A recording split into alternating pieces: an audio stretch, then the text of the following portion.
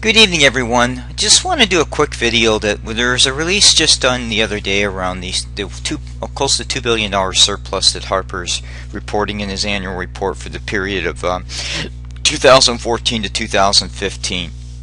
And the reason why I'm bringing it up is there's been a lot of rhetoric from the Liberal Party in terms of how Mr. Stephen Harper was able to bring in a surplus. So I'm going to walk you through some critical aspects of policy right now.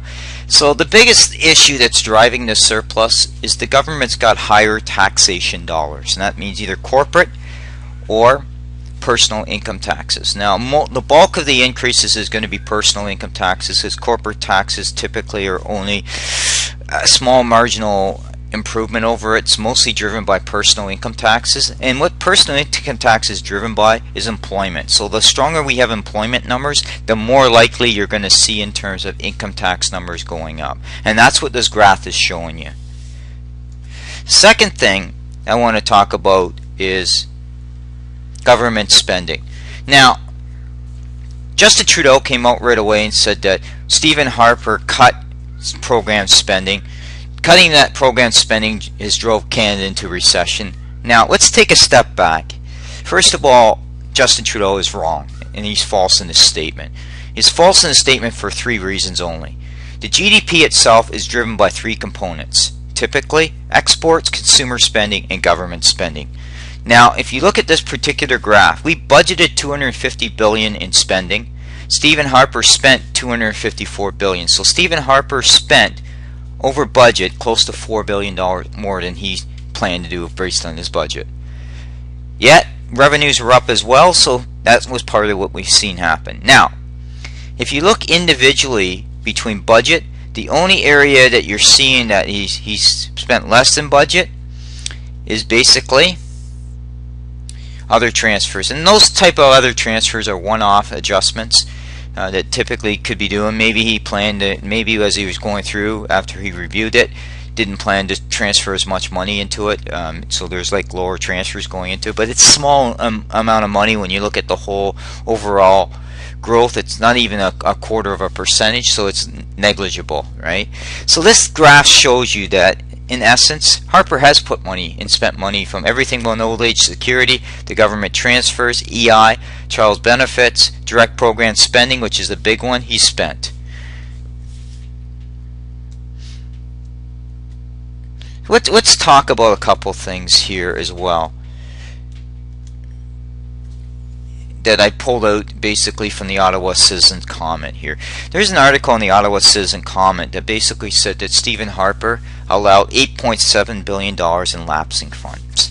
Now that's not a true statement. Now basically if you look at that, if you looked at the budget number that I showed you in the previous screen, you would see that the fact is our budget number for direct program spending, we spent more than the budget number in there. Now if you truly underspent, then you would see that in the budget number. What you're seeing happen is there's another number they talk about is authorization of spending, which has very little to do to the actual budget itself, and it's the spin game that Trudeau is doing on it. He's using that authorized number to basically say that Harper isn't living up to his commitments, which is not necessarily true.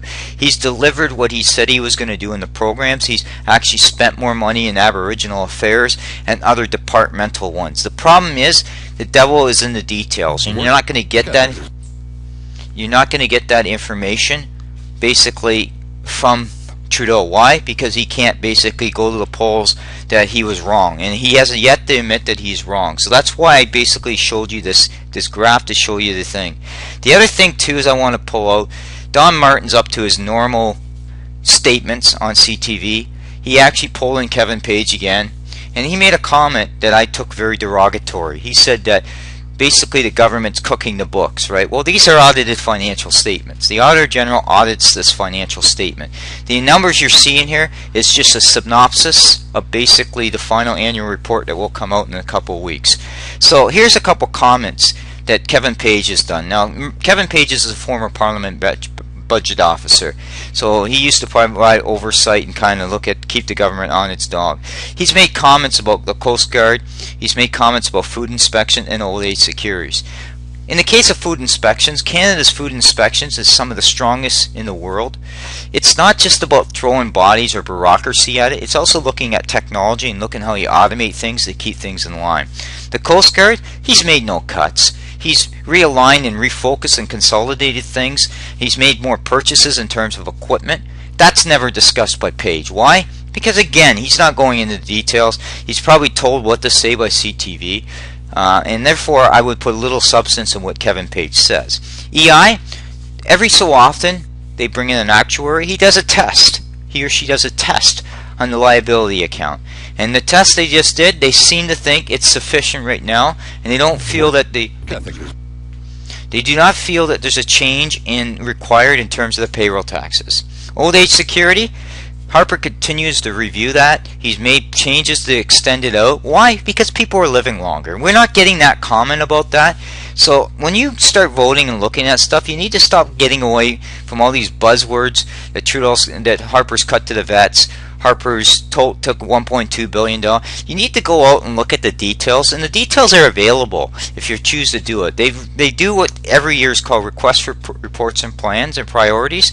It's out in the government. You can go out and look at them, the details of what's happening with programs, especially if there's administration cuts or realigning how they're using technology and how programs are going to be driven. You shouldn't just take what a statement is from people at face value, because all that is doing is put more fear or more pandering for votes.